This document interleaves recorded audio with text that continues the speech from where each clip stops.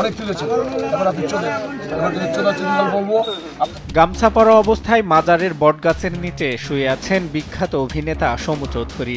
এমন কিছু ছবি ও ভিডিও সামাজিক যোগাযোগ মাধ্যমে ছড়িয়ে পড়লে শুরু হয় তুমুল আলোচনা। কেউ বলছেন মানসিক ভারসাম্যহীন হয়ে এখানে এসেছেন, আবার কেউ বলছেন বিশ্রাম নিতে এভাবে শুয়ে আছেন। তবে স্পষ্টভাবে এখনো পাওয়া যায়নি এর সদুত্তর।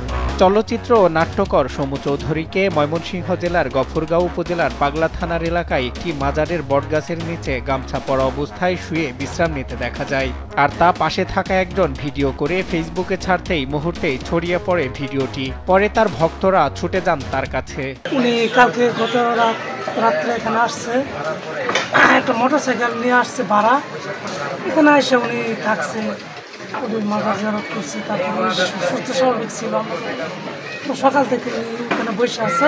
ছড়িয়ে পড়া ভিডিওতে দেখা যায় একটি পানির বোতল ও কাপড়ের পুতুল আছে তার কাছে। চোখে মুখে ছিল ক্লান্তির ছাপ। তবে তিনি কি কারণে মাজারে আসলেন তা কেউ বলতে পারেননি। অপরদিকে মাজার কর্তৃপক্ষ বলছেন গতকাল তিনি রাতে আসলে তার নিরাপত্তা দিয়ে রেখেছেন তারা।